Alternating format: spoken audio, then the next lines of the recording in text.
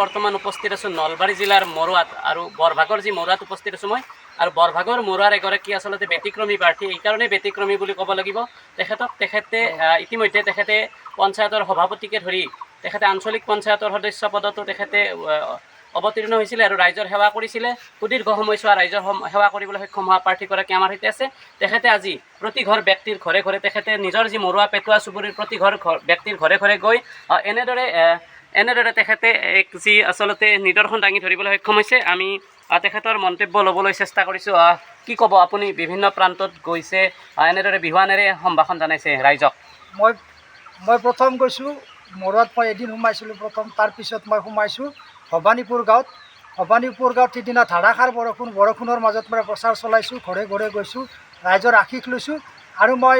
ভবানীপুৰবাসী ৰাইজৰ মই সুন্দৰ সঁহাৰি পাইছোঁ মোক তেখেতসকলে বৰ মৰম কৰিছে আৰু প্ৰায় ঘৰ মানুহে মোক তেখেতসকলৰ চোতালত বহাই তেখেতসকলৰ ঘৰত বহাই আমাক চাহ পানী খুৱাইছে আৰু মোক তেখেতসকলে আশীৰ্বাদ কৰিছে মই বিশ্বাস তেখেতসকলে মোক তেখেতসকলৰ বিপুল ভোটেৰে আঞ্চলিক পঞ্চায়তত জয়যুক্ত কৰিব। আৰু আপুনি দুবাৰকৈ জিকিছে আমি গম পাইছোঁ কি জনাব কোন পঞ্চায়তত কেইবাৰ মই তেতিয়া প্ৰথম জিকিছোঁ মই কাউন্সিলাৰ হয় এইটো মই 2006 পৰা 2013 চনলৈকে পিৰিয়ডটোত মই কাউন্সিলাৰ হৈ জিকিছোঁ 2006 পৰা আপোনাৰ 2011লৈকে এই পিৰিয়ডটোত মই কাউন্সিলাৰ হৈ জিকিছোঁ ভাৰতীয় জাতীয় কংগ্ৰেছ দলৰ পৰা তেতিয়াও ৰাইজে মোক যথেষ্ট পৰিমাণে সহায় কৰিছিল আৰু ৰাইজকো মই যিমান পাৰোঁ চৰকাৰী গণ্ডিৰ যিখিনি পঞ্চায়তৰ গণ্ডিৰ যিখিনি কাম কাজ সেইখিনি মই সুন্দৰৰূপে পৰিচালনা কৰিছিলোঁ তাৰপিছত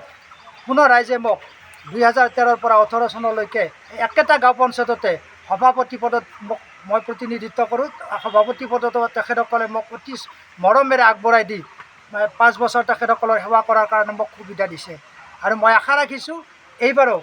মই 4খন গাঁৱৰ আপোনাৰ পৰিচয়টো জনাব এইবাৰ ক'ত উঠিছে আপুনি মই এইবাৰ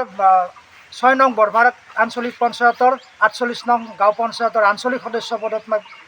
প্ৰাৰ্থিত্ব আগবঢ়াইছোঁ ভাৰতীয় জাতীয় কংগ্ৰেছ দলৰ পৰা। হয় এইগৰাকী হৈছে ৰাতুল বৈশ্য আৰু এইগৰাকী ৰাতুল বৈশ্যই আচলতে পূৰ্বেও তেখেতে সভাপতি পদত কাৰ্যনিৰ্বাহ কৰিছিলে আৰু কংগ্ৰেছ দলৰ পৰা সভাপতি পদত নিৰ্বাচিত হোৱাৰ পিছত তেখেতে আঞ্চলিক পঞ্চায়তৰো সদস্য হিচাপে নিৰ্বাচিত হৈছিলে আৰু এইবাৰ তেখেতে 6 নং বৰভাগ আঞ্চলিক পঞ্চায়তৰ 48 নং ওপৰ বৰভাগ গাঁও পঞ্চায়তৰ আঞ্চলিক সদস্য হিচাপে আচলতে কাউন্সিলৰ পদৰ প্ৰাৰ্থী হিচাপে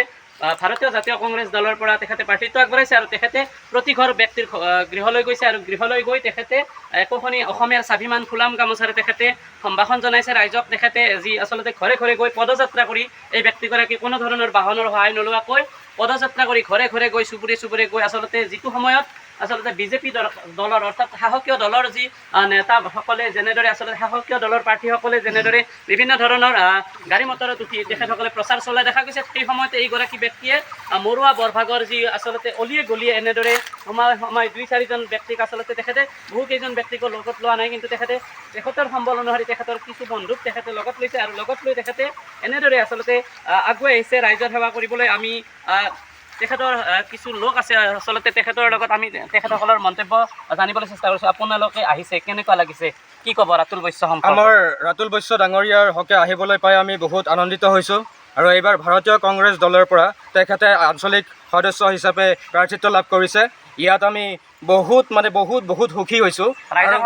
ৰাইজৰ বিপুল সঁহাৰি পাইছোঁ ৰাইজে আমাক ধুনীয়াকৈ আঁকোৱালি লৈছে আৰু আঁচনি কেন্দ্ৰিক ৰাজনীতি কেনেদৰে প্ৰত্যাহ্বান জনাব আপোনালোকে আমি